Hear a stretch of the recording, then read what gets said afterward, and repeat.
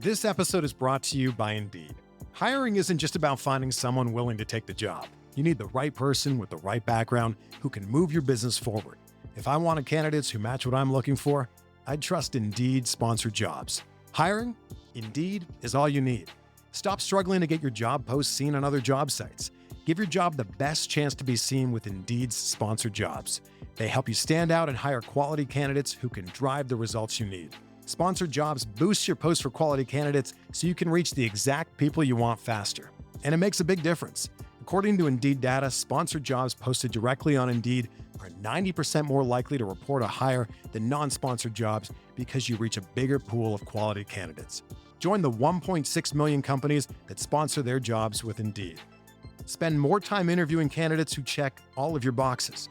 Less stress, less time, more results now with Indeed sponsored jobs. And listeners of this show will get a $75 sponsored job credit to help get your job the premium status it deserves at Indeed.com/BWN. Just go to Indeed.com/BWN right now and support our show by saying that you heard about Indeed on this podcast. That's Indeed.com/BWN. Terms and conditions apply. Hiring? Do it the right way with Indeed. Some things in life are just made for each other. Peanut butter and jelly, macaroni and cheese, Modelo and college football. College football season is Modelo season, and the season has officially kicked off. The Modelo Recruiter is back in action, looking to reward full-time fans who give their all for their team and their school week in and week out. If you're listening to this, you've been recruited. So lace them up and get out there. And don't forget to make time for a well-deserved ice-cold reward. Because college football wouldn't be the same without you. So grab yourself a Modelo and enjoy the official beer sponsor of the College Football Playoff, Modelo.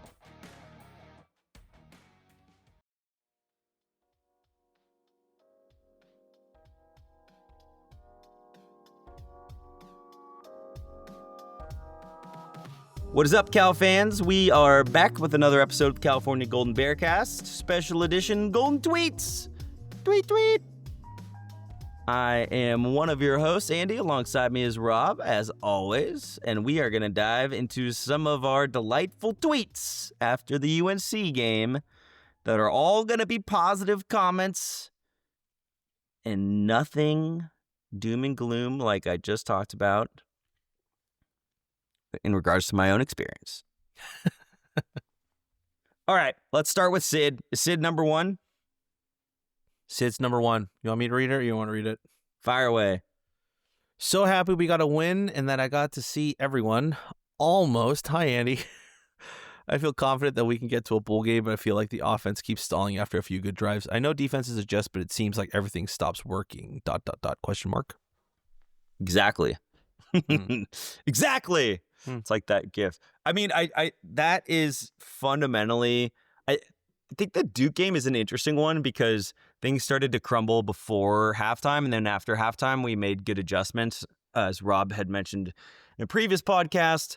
And then you have sort of the dam breaking at the end of the tail end of that game, which I think had more to do with offense. The thing is with the offense is like it's the reverse, and it's concerning. Like the offense looks good when we're scripted, and it looks worse in regards to how we are adjusting.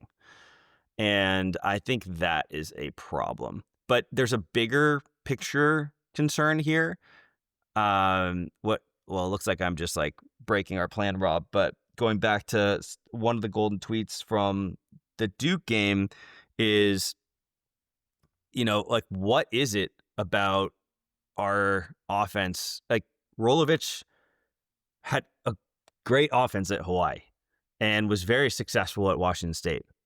Harsin, obviously had his fair issues at Auburn, but was very successful at Boise State.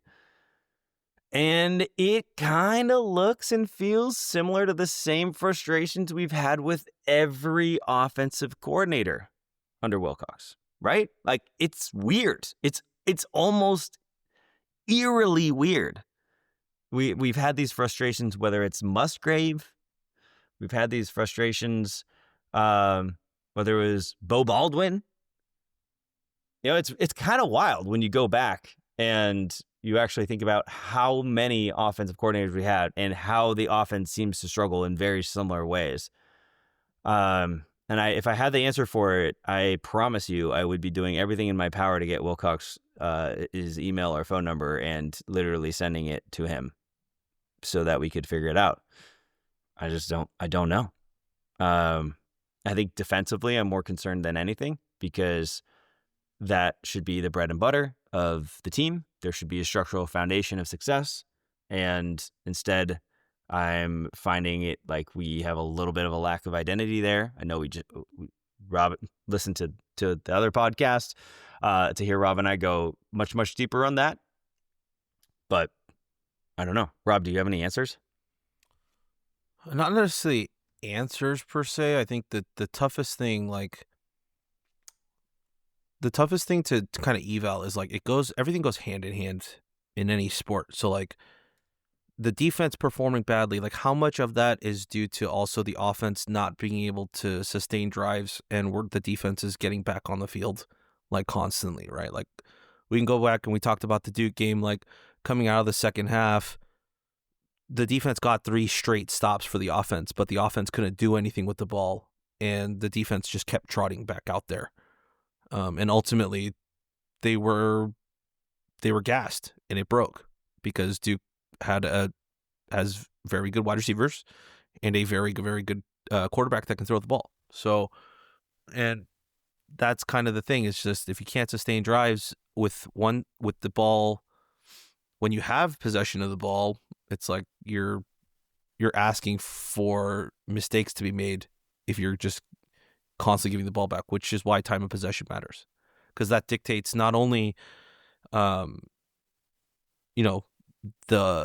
other team's ability to score, but it also dictates your substitutions. Like the offense dictates substitutions, right? So if they're not subbing in guys, then the defense can't sub in guys.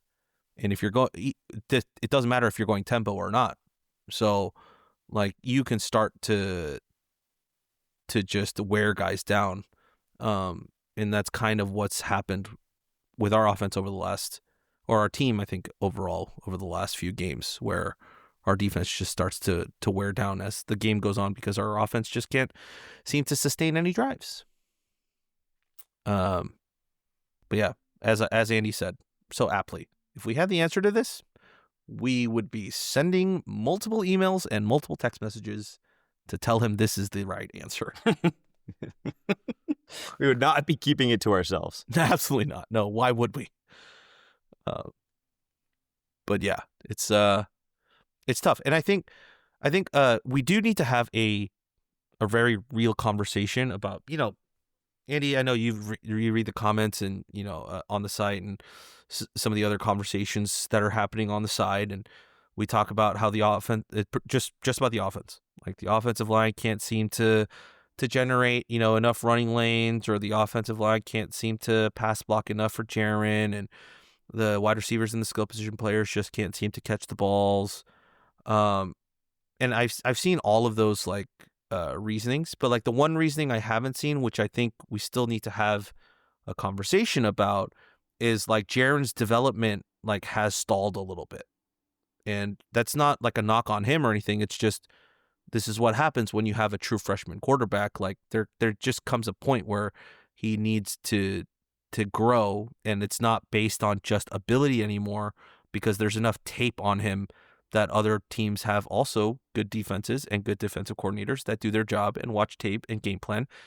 And it comes down to that, plus like his decision making, just because of his inexperience. Like there are times where Jaren should just throw away instead of, keeping the ball to try and make a play.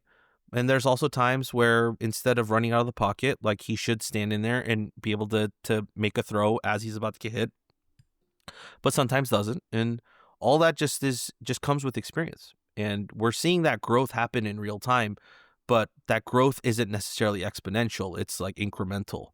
And so like we're afraid to talk about it, but it's not a negative thing to talk about, but it is, it is a part of why sometimes the offense does seem to struggle. Yeah, I go back and forth on this, truly, with Jaren. Rewatching the first quarter and a half, right, of the UNC game, I saw Jaren make 2 bad throws. I saw 3 bad drops, and I saw an O-line doing well in pass protection.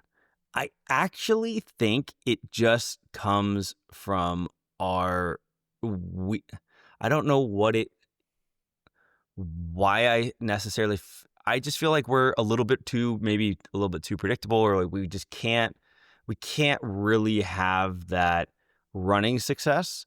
I saw this tonight with the Falcons-Niners game. I know you watched that too, Rob. At the end of that game, like, what did you see with Penix back there? It was so easy for the defense because they knew that Bijan Robinson they knew the Falcons weren't going to run the ball. Yep. And so the linebackers just pinned their ears back, and the defensive ends, and like Bryce Huff just pinned his ear back and was in the backfield causing havoc every single time. Like, we basically were just like, we're just going to keep coming at you over and over and over because we know you're not going to run. And it felt very similar to watching the Cal game because in the first half, I think maybe they play us a little bit more honest. And then the second half, and a lot of what San Diego State said is like, cool, we're not going to let Jaren win this game. We're going to force you guys to be one-dimensional. And then we were unsuccessful. And I don't know why that is, but I do feel like it's I don't know. It's something I would love to understand better. I think a part of that too is just we just don't have enough game breakers on the roster. Like, we've talked about the running backs. Like, I don't think we necessarily have bad running backs, but like Peter said it best. When we need 4 yards, we have running backs that'll get us 5 yards. When we need 6 yards, we have running backs that'll get us 5 yards. But if we wanted a running back that'll get us 40 yards, we don't have that. We don't have that. Yeah. Yeah. That's kind of what it is. And that's why, like, you look at like Kendrick Raphael's like stat line. That's not a bad stat line for a running back with the style of offense we have, like 18 carries, like 70 something yards, and most of the yards coming, in either early in the first or late in the fourth, because we're, ball possession and he's driving. And, don't get me wrong, like we need a back like Kendrick. Like I would have loved having a back like Kendrick either last year or the year before, because he's just great at getting those like 3 to 4 yard plays that we need, and not having a running back that wants to break it away for like 25 to 40 yards. So like I love Kendrick for what he's able to do for us, but we don't have that other side of that like pendulum. So that's the tough part, and it's just we just can't be explosive enough. There's moments like where we open up holes and you see him churn and get the first down and get that, but there's also times where like we have the hole open very, very wide for an easy explosive play, and we just don't have the guys that can get the top speed to get to run away from folks. So yeah. Well said. It's a good point. Yep. I like that. I didn't think about that. All right, we'll move on. Adams. Adams has a long one, doesn't he? I hate you, Adams. Oh my Lord! I thought there was a text limit on here. No, it said he has the blue check mark, so he doesn't have a text limit. Unbelievable. Adams says, why does the offense not feel very creative? Also, why can't more receivers see the field? We got it to Adams on that motion play, and he got a bunch of yards, and that was his only touch. Javian Plummer had a great 51-yard catch against Minnesota, and then we haven't seen him since. Trevor Rogers, 6'3", and is athletic, runs track, and we need bigger guys who can get open and jump, but he's not getting reps. Dixon Veal's only catch was for a touchdown, and that was also in, well, he didn't say this. I'm just saying that catch was also only in garbage time against Texas State and or Texas Southern. And we haven't seen him since since Texas Southern. The current tight rotation of Tron, King, JDJ, Hamper are running routes all game long and not getting very open. And I'm sure they're gassed by the end of the game. It just doesn't make sense. You and me both, Adams. This is something we talked about after the Duke game, and we kind of hoped we'd see rectified after the bye week, but clearly has not been rectified. So I don't know. I mean, I mentioned that play with Peter, who's our best like X's and O's guy on the site, him and Christopher H. But like the orbit motion that we used with Adams to get him that touch, because you run the orbit motion and it looks like he's in the flat, but it's like a semi-wheel route. You throw it to him, he goes up the yards, he goes up like 15 yards, and that's effective. And then immediately we go away from it. I did not understand. I did not understand why we did that. But like, here we are. Here we are. Here we Yeah, are. I mean, it's so weird, right? Like there at the beginning of the season, didn't we use like a fake punt against Texas Southern? Yep. Yeah. It just felt like we had the level of creativity that we were like, oh, we'll unlock it once we get to conference play. Once we get to conference play, we're like running a vanilla playbook against San Diego State, and that's why we lost, blah blah blah. And it's like, nope, that looks just. But that, again, there's just that bigger question of like, why does this feel so familiar? You should have more swings between coordinators than what we've experienced. Like, truly, I honestly think the biggest swing that we've had from an offensive identity standpoint was when we brought in Spav. And like it felt like it was different. And then, that didn't work out. Yeah, and then it wasn't even Spav like, too, yeah. yeah. So, but like, that's the only one I can really look at where I was like, oh, this, it's starting to feel like Cal could get 35 pretty consistently. And I know there's a bunch, obviously like there's a lot more there than what we talk about. But yeah, that's the only one I can really point to where it like felt like the pendulum swung. Why is that? I don't know. Nobody knows. Nobody will know. And I think there's another question, which is like, is it the players? Adam's point is essentially like, show me, is this a player thing or is this a talent level thing? This is like the Dykes presser. Is it a talent level thing or is it a coaching thing? Like, I think that's what really the question that you guys are after is. I know it's specific. Obviously, if you're not getting the rotation that you want to see on the wide receivers, you're essentially hinting that, hey, this is a coaching thing. Like, what's happening here? But I don't think we necessarily know. There is always the lore of the backup. Yeah. But I do think that this question is trying to better understand: is this problem because we don't have the right talent in the room, or is it simply something that we are actively and consciously choosing not to do? And if it is that, then why? Yeah, I mean, I think you hit the nail on the head. There's only two explanations to this, in my opinion. One is exactly what you just said, of like, if you're deciding not to, but on the field you're seeing these guys not performing, then why aren't you giving the other guys a shot, right? From a coaching perspective.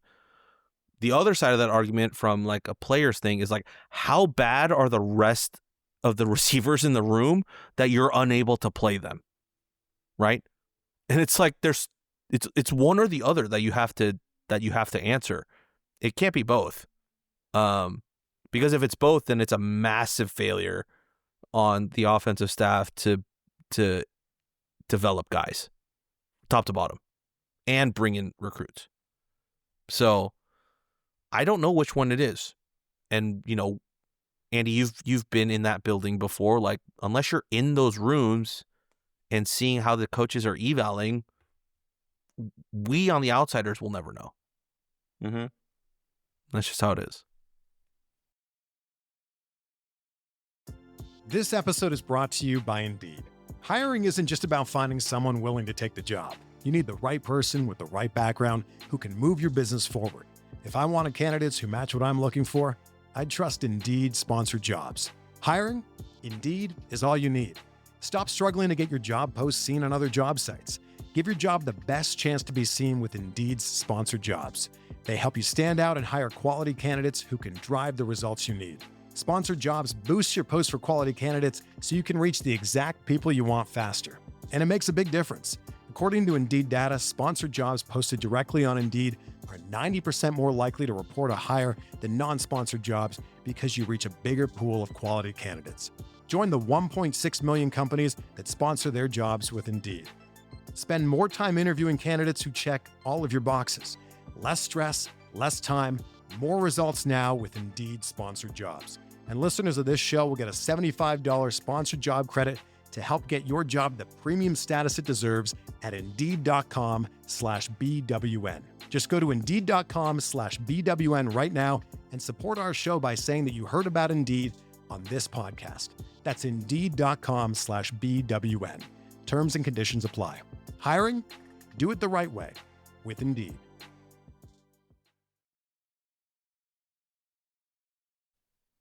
So I don't want to speculate on that, but I think my thing is I would just like to see what the other guys could possibly bring to the field. Because every time we see a glimmer of some of the other guys on the field, it seems like they do better. Like, I think the case in point is like Jordan King, right? Like, Jordan King didn't play earlier on in the season, but he's gotten more snaps as the season's progressed, and he's looked better. And he looked great the other night. So, like, why didn't we play him earlier? And two, if that's the case with Jordan King, logic to me would say that why not give the other guys a chance? Because, as you know, in all of sports, some guys are better practice players than they are gamers, and some guys are gamers more than practice players. You just won't know that until you put them out in the game. I do think there's some. I mean, the only thing, just because you said of like the time with the team, the only thing one of the things that I always remember is when EC Sofele came into the program, and Tedford was really quick to identify that he wanted to work on his hands for him as a receiver. Mm-hmm. And I do wonder if that's just like a gift, you know, as the offensive mind, where you sort of like see this player like, and you're like, I can understand how I can use them in a way that they've never been used in their career. And I know exactly what I need to develop in order to make that happen. And like, you could make the case, like maybe that just isn't a defensive guy like Wilcox's forte.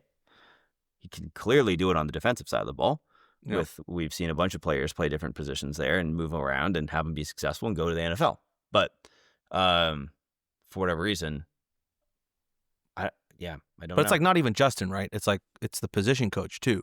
Like what is Cefalo? What's Cefalo seeing that's like not like vouching or like wanting to put in a guy to play the game? It is, but like it's also the type of head coach that you have, right? Because it's like Wilcox being defensively oriented means that he probably isn't the person that's going to be able to see, that type of athlete and say, you know what, hey, I think that you could be really valuable as a receiver. In addition, I just think that like sometimes there's a benefit to having someone that has more of an offensive like ability, because then you can see sort of talent in different ways. I think there's also like those I don't know. It flips. The same exact argument could be made for him as a defensive coach and what he did with our team full of 3 stars, and which was like my favorite defense for Cal, which is the 2018 Cal defense. I think that like, he's able to do that there because of his his disposition to those positions and his experience. But yep, wholly concur. I'll move on to the next one from Cal Bears Degenerate Fan. I've seen Cal offerings a 4-star running back committed to other programs with recent head coaching changes. Would Cal have gone after these recruits before, or are we seeing some of the Ron effect play out? You recruit guys with head coaching changes all the time. If you think that there's an opportunity there for them to either come out and visit or anything of that sort. So I don't think that's anything new per se, just because of Ron. Totally agree. Yep. Next one from Aljo Henspaw. 5-2 is great. From day one, J-Dub games usually come down to a few plays and whether the breaks go his way different between a win or a loss. Got him so far, not so much in 24. But with tough part of the schedule coming up, Cal needs to play better if they want to win at VT Louisville or at home versus UVA and SMU. It's true. It's true. This is 24 last year and this year. Like, if you take away the opponents that we're playing, it's essentially the same year, except that we're getting the coin flips to go our way versus losing every single one. This is true. Yeah, in essence. This is true. Next one from Grumpy Bear. I noticed Curly Thomas wasn't soon on Friday. Any idea what his issue is and when he might be back? I do not. I didn't check the injury report that dropped on Thursday, but I'll take a look this week when it drops for the Virginia Tech game. But unless we see an announcement, it could be just a knock. We'll see if he's back within the next couple weeks. Next one from Grumpy Bear, kind of along the same lines as Adams. Seems like we need some fresh legs at wide receiver. Do you think they will expand the rotation going forward? Adams explosive and would take some wear and tear on DeJesus. Hamper had a great catch and the kid just gets open. Would love to see Grays get the ball in space. Andy, any thoughts? I don't know. I mean, I feel, you just covered it so well. It's like, we'd all love to see a little bit more of a rotation. Yeah. And if they show in the game that they can't play, then they can't play. But like at this point right now, the starters really like are struggling as well. So like, what is there to lose from giving a guy a snap in that place? And yeah, that's the frustrating part. It's like you're reaping the fruits of what you did early in the year, which is not play enough guys and give enough guys snaps to see if they can play in a game. That now that you're getting into high pressure situations, you're unable to trust them because you haven't seen them play in a game. I mean, it's like, well, if you played them earlier, you might know now, but like right now, it's like if you don't play them, like I get why, because if you don't trust them to play now, then you're not going to play them. But yeah, decisions need to be made. Next one from N. Ugly win, but a win is a win. Do you think the win would have been less ugly if not for all the drops? When there are that many drops, how much is that on the coaches versus the players? I don't know. What do you think, Rob? It's like you can hit the jugs machine as much as you possibly. I think some of it is the lefty righty. It has to be. It just feels like it went. Maybe it's an experience thing. I don't know. To me, some of it must be lefty righty. To me, some of it I also wonder if it's like Jaren is just able to make some throws that few quarterbacks have ever can make. And I always wonder this is like as a wide receiver, if you're just like you're like, there's no way you can make that throw. Then the ball's on you like 2 seconds later. But look, this last game against UNC, Jaren had some balls that he threw. The one to DeJesus was like at his ankles as he's running out. Like, yeah, there were some clear misses. See, the touchdown, he threw the ball in a really bad spot, so DeJesus had to make a one-handed grab and made an amazing play. Like, there were actually some misses there, and I think there's also like the Colin Kaepernick ones where it's like he was really in close quarters and just like fired the ball in, and for a receiver, if you are 4 yards away from someone and they throw the ball at you as hard as they possibly can, it's hard to catch. Even if you have gloves on and even if you're an incredible athlete. So I think some of it's on the quarterback. I think some of it is maybe on coaches, but like not really. I think at this point, if you're not catching the ball, you're not catching the ball. Like, it's kind of on you. I think when you hear Chris Collinsworth, NFL wide receiver, talk about it, he's like, look, get your hands on the ball, you make the catch. I think that's the prevailing mentality is if you get 2 hands on the ball, you should come down with it. Yeah, it's like, I think I agree with what Andy's saying. I think the only thing I would add on is like, if you were to look at it from like a coaching perspective, it's probably like, if you want to make some coaching adjustments, it's like looking at their route running. Like, are they getting enough separation? Are they running the right depth?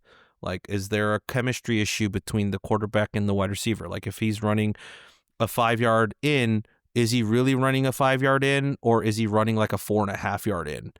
And is the spacing awkward between some of the rub routes or the mesh concepts? Like, that's the part of the coaching part where I would be like, that maybe could commit to the drops, because, let's say Jaren's expecting him to run like a 7-yard out, but he gets bumped off the line, and instead of running 7, he runs 5, and Jaren coming with that receiver coming out of his break, Jaren throws it because he's expecting it to be about a 7-yard depth, but then he's run 5, which is why the ball sails over him and it goes out of bounds. Like, that's not neither a coaching thing or that's not a player thing. That's more of a coaching thing. So those are probably the things. But in terms of like the drops, if it hits your hands, like, what more of a coaching thing can you do other than like if you're talking to him about hand placement or where to place the hands and stuff? But at this level, like, that's not something you need to teach your players. That's just catching the ball. And I don't know how much the jugs machine is going to help too. If you can catch it off the jugs machine, but you can't catch it in the game. Yeah, I agree. I agree. Next one from Al B. What's up with the Cal punter? Or did I miss that? Did I miss any other ones? No. Yeah. No, you're right. All right. Next one from Al B. What's up with Cal's punter? It seemed like every punt had no hang time or distance. Some of the punts were weird, not just from our team, but also their team too. Yeah. It was I think they were directionally punting. That's probably my take on it, which is why he just missed. I can tell. I can straight up tell he just like hit it off the wrong part of his foot. Yeah. I'm from Cal's perspective, just based on his reaction, but yeah, it wasn't pretty. Yeah. Wasn't pretty. Oh, also to go back to that other point about the catches, Andy, and you were talking about how like he like fires it in. There were a couple moments where I'm sitting on the goal line, and like I think it was either the Mason Mini or De Jesus, and they're like 40 yards away from me, right? Like or like 50 yards, because I'm in the back of the end zone. They're like at midfield, and I hear him rifle it, or I see him rifle it, and all I hear is the ball just like smacking the chest pad. Like I could hear the ball like crushing into the chest pad. You hear the thump of it, and you think it's someone getting hit, but no, it's just the ball just being thrown that hard that I could hear it without any earphones or anything on the field. I could hear as the ball hits. It's crazy. And that's how hard he's throwing the ball. Colin Kapp was just known for like breaking dudes' fingers doing that. Yeah. What did Vernon Davis said? He used to wear 2 pairs of gloves because it would blister his hands from trying to catch Colin Kaepernick balls.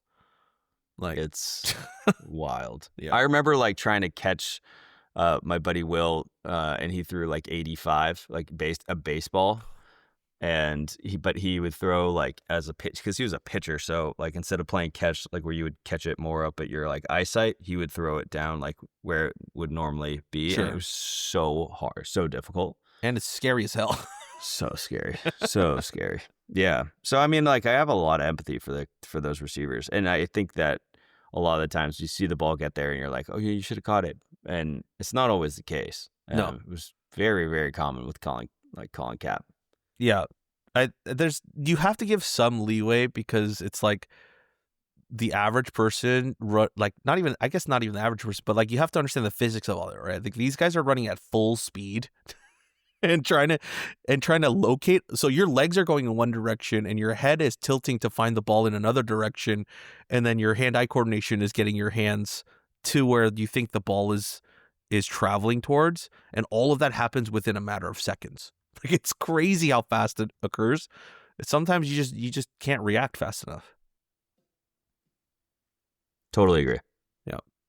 Last one from A. Enchilada. How long is Ron Rivera's contract? If he were to ever make a coaching change, do you think he has the pull to attract big names? Like Saban. Yes. So I'll take this one. Sure. It's through March 31st of 2028. I'm just going to answer this really fast. Do I think he has the ability to pull big names? Yes. Is it going to be Nick Saban? It is not. Yeah. Ron probably gets us in the door for a lot of these names, but all of this is dependent upon if we get a financial backing to be able to sign those guys.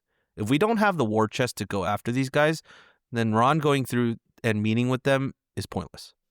Ron has the ability to go in there and basically be like, the Cal program that you heard was really difficult and came with all these strings attached to it. That isn't it. And you're reporting to me. And this is what you're going to focus on. And I think that's very compelling.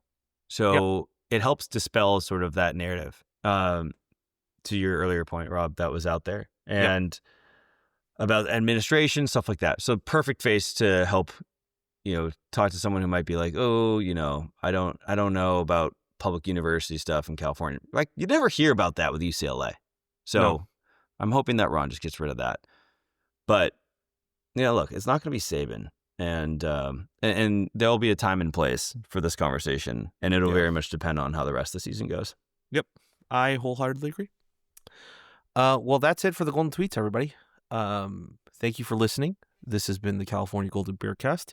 You can come hang out with us on Friday for the Virginia Tech game out at Headlands on campus. I believe kick is set for 4 or 4:30. Come out there. There's some specials because it's Headlands grand opening week. There's Cal branded pint glasses that you can take home if you're one of the few early people there. If you purchase a pint, I believe there's pitcher specials. They're going to be doing giveaways and all that. It's going to be a grand, fun old time. Come on by, say hello, enjoy the time. It's been great so far going out there for away games. So please come on by. Hope to see you there. Andy, and as always, go Bears. Go Bears.